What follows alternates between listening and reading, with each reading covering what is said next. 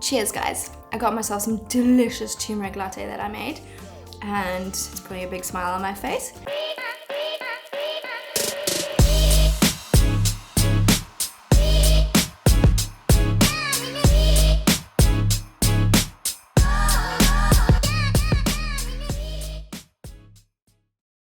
And here I am, back in my studio after a lovely week in Mallorca.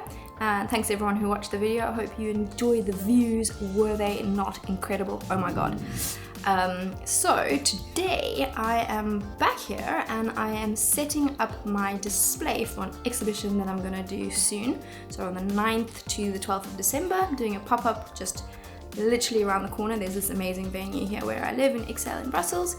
And so I am super excited to set up a display, and it's been quite some time since I actually did a physical exhibition in a venue, because London was hard hit with pretty intense lockdowns for most of the 2 years, and then it was all just a bit mad, and with things potentially getting cancelled, and I just didn't want to venture into the physical exhibition world at that time. So it's been probably about 2 years, I think, since I last did one. So in the move, I decided to kind of go through all my display stuff, and I got rid of some things that I were looking a bit scraggly and old and not so happy with anymore. So I am super excited to create a whole new display setup and freshen everything up. So I thought I'd show you guys how I'm going to do that. And also wanted to talk to you guys about how important it is to consider your branding in your display setup, because people have like really short attention span, and as soon as they see it, they'll judge immediately whether they like it or not. So if your display looks inviting at an exhibition, then they'll come up and have a closer look. But if it looks all chaotic and messy, then people aren't obviously gonna come and investigate and see what it's all about. Make sure that your display really captures the essence of your brand. So today I am super excited because I am going to try something a little bit different for this display. But first of all, a good thing to do is always have a tablecloth. Even though the table might look great, tablecloths are super great because you can hide all your shit underneath them and nobody knows, and it looks all lovely and clean when they come along. So it's really good to keep all your other boxes and packaging and all kinds of other stuff. So I've got a cream colored cloth here. So it's just like an unbleached natural 100% calico fabric here that I got in a lovely shop in London called Cloth House, if any of you know it. So gorgeous. So I've got this, which I'm going to use as the tablecloth, and then so I'm going to see if that fits. And then I have got, potentially this could work, I'm going to try it out, so bear with me guys. I have a bunch of natural dyed fabrics that I did with a project at school. So they dyed fabrics using all different things. So if I remember correctly, this was hawthorn, which makes a lovely pink, and then this was birch bark, which is also a kind of pinky color but a little bit more orangey. And then this was onion skin. I'm not sure if I'm gonna use this one because it's quite a strong color. And then this was avocado pips and skins.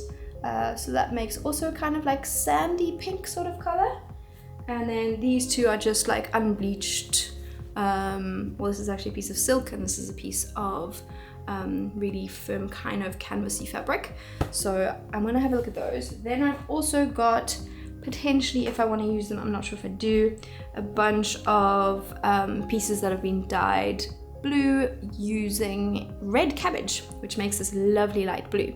So they're kind of different shades here because I dyed a few different fabrics, so they kind of take differently. But I'm not sure if the blue is going to go with these, so I'm going to first try all of those.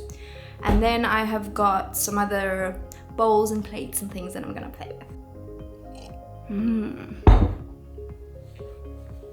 Right, so first of all, I'm going to put this on here, and it's always a good idea to have it like running down on the front side, so that, just want to see if it's going to fit. So the table I've got is 80 wide by 220, so it's longer than this one, but I measured in this tablecloth think it's just gonna make it because the table's a bit longer, but that should work fine.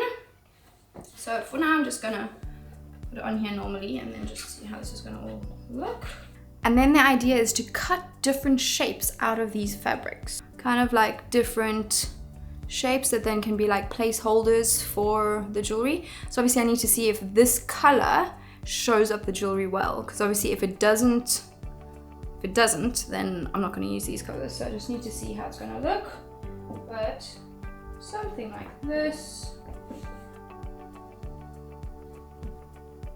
I might still iron them afterwards, but for now I'm just going to kind of cut some little shapes.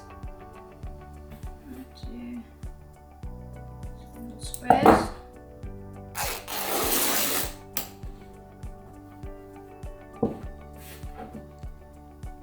So I used to be, for those of you who are new here, I used to be the textiles teacher at the International School of London in London.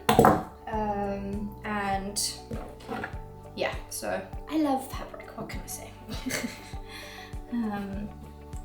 So these were some leftover bits, so I decided to keep them rather than throw them away. I just love the colors that natural dyes make. It's so gorgeous. They're just so much more subtle. And I have a friend actually who had an exhibition with some years ago in London, who has her and her partner have a business called Forest and Found, and they make absolutely gorgeous stuff, and she does lots of natural dyeing, and then she makes amazing quilts out of them. Yeah, our work looks so good together. So we displayed it together in an exhibition, and with my jewelry and Max's woodwork, and then Abigail's quilts, and rather than having like that's your section and that's your section, we just decided to put everything together and just kind of like put them next to each other and just create a really like immersive display. And yeah, it looked really good, if I say so myself. So yeah, I'm kind of just rethinking my displays and thinking about ways that I could like freshen them up a bit. If these are good, I'll cut these a little bit straighter. I'm just kind of eyeballing it for now. So I just need to see if this is going to give me enough space as well if I do it this way. But what I could do is also cut bigger pieces. I think I'll do that, and then have like a lot of things on it. So mix it up a little bit. But kind of, I like the idea of creating interesting layout here. So in this piece I might just use as is. How about here? So it's good to kind of create a balance with the different tones, so that it's not all in one place. So even having a little overlapping bit could be interesting. I'm probably going to play with this for ages, but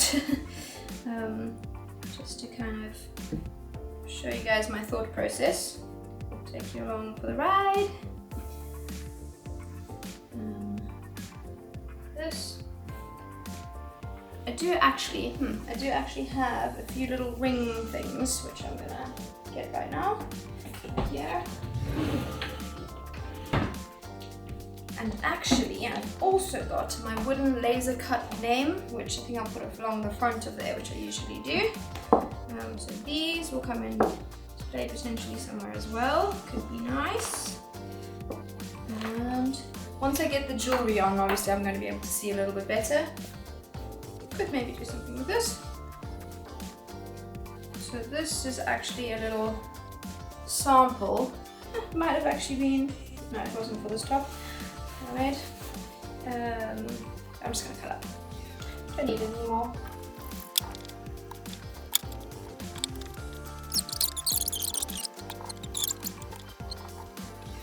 So I've got like a little glass bowl over here. That was from Cos actually. And then this cute little bowl that a friend of mine, Amora, made. So she's South African. She's an amazing artist, and she makes, I don't think she makes ceramics anymore, I'm not sure. And then another little handmade plate. So I'm gonna try these. Oh, and then I have a few other bits as well. So I might put them like around for rings or things. Not sure about the glass one. And then I've got another little plate that my friend Carrie made, shouting out to everyone, and a little bowl that I made. So let's try these. So let's get some jewelry and see how it's gonna look. So I've got my rings in here. So I might just grab a bag of ones that are the same size so I don't have to resize everything. So I'll just grab a few of these. Little soul rings. Chuck some in there, for example. So for now I'm just gonna lay things out and see what looks best on what color. So looking at the gold, seeing if it looks better on these peachy colors or the darker color, or if it needs to go on a plate rather. And looking at the silver as well and seeing where that goes, and kind of just put a bunch of stuff out, and then I'm just gonna play a little bit and see how it looks. This is my ARC necklace, which actually I have a whole video on the making of it, which is a real popular piece. So I'm gonna put this in a prominent position. So maybe on one of these like longer pieces here, for example.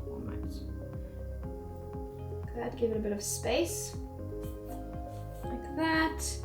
And then I've got my aura ring, which is also quite a nice piece. So these bigger, chunkier rings, I think I'm gonna probably put in more prominent positions, like this. And then maybe like stacking rings can go in these bowls, like I did here in this bowl. But I'll put in this one or that one.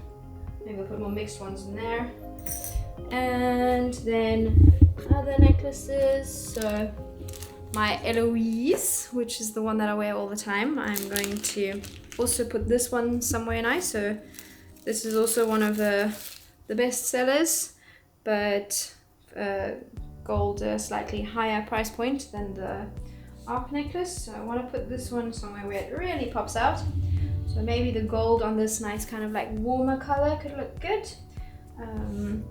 Or yeah, I think it looks good on that. On this, I think I'm gonna go for it on here. That looks really good. So I might just put a bunch of gold items on here, and maybe I'll swap that around then, for example. And I've also got my Jewellery, which is another one of my faves. That'll also go somewhere on here, I think. And don't feel like you have to always position things facing down like that. Like if you want to mix it up a little bit and put some this way, why not? People can tell it's a necklace. They can still see. So see what looks good. Or you can do this and maybe tuck it under. That's an option. And like having different heights is also quite nice, which I might put. So this is brass and silver. I might put this on this. Okay, tuck it under. And I also have this place up there.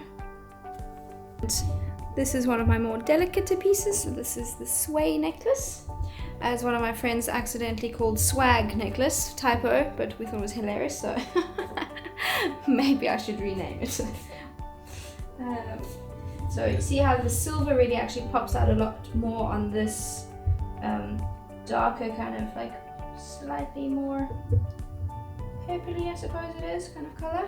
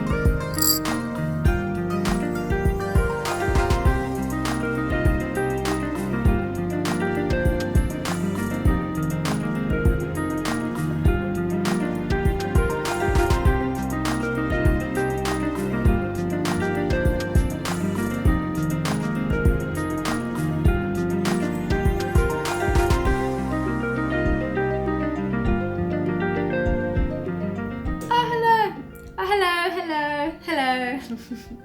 Hello. Oh, hello. Well, this is my stand. So what do you guys think? I think I'm quite happy with it, to be honest. I think it really does capture my brand essence, what my brand's all about. So I really wanted to kind of portray the ethical side of my business. So I've used all the natural dyed fabrics. There's no plastic in sight except for my iZettle, but it's not single use, so I think will forgive me for that one, huh? So it's really important to have a means of taking payment because not everyone's got stacks of cash these days, and yeah, it's a little bit more COVID friendly way of taking payment too. So got that. Hopefully it works in the EU. I need to test that out, but there's also an app that you can download that works well in Belgium, but I'll keep that just in case. And then I thought it'd be nice to add some tools to show that I actually make it with my own two hands, and a ring sizer, which is really nice and handy in case someone needs a ring resized and they don't know their finger size. So I'll just keep that at hand. Then super important for those of you wanting to create newsletters or anything like that to keep in touch. So I'm going to have that on hand if anybody wants to sign up for that. And then I have got a section over here that's going to be for all the discontinued items that I'm no longer going to be making. So those are going to be on sale over here. In this section, the table that I've got over there is, as I said, is a little bit longer, so I'll be able to spread out a little bit more and put out a few more pieces when I'm there. But I do have more stock in the I'll have it under the table of like different sizes, but I think just putting one out as an example is fine. Then also super important is my little amazing book where I write down everything to do with commissions and exhibitions so that I don't lose little pieces of paper. So that all goes in here. So I'll just keep that with me under the table. Then I've also got over here a little example of a packaged up item, because obviously if they want to put on straight away, fine, fair enough, but if they want to see how it could look as a gift, then that gives them a nice idea of that. And the box itself. And business cards, also super important to have a little pile of those. So sometimes people don't want to buy the jewelry right on the spot because it's a little bit more expensive and they want to think about it, then they can go home and buy it online. Then they can grab a business card, or if they want to grab two and give it to their friend, then that is fine. So always make sure I have a good stack of those in an easy to reach position so that they don't have to feel shy, so they can just grab it off the end of the table.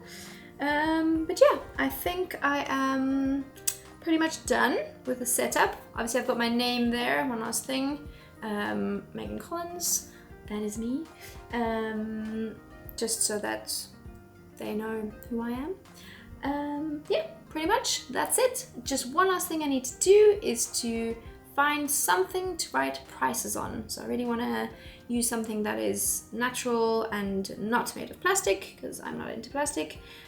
So any ideas, drop them down below. But yeah, that's the one last thing to finish up. But until next week, my lovely peeps, I'm going to wish you an awesome week, and I will see you guys next week Sunday for another video. Ciao!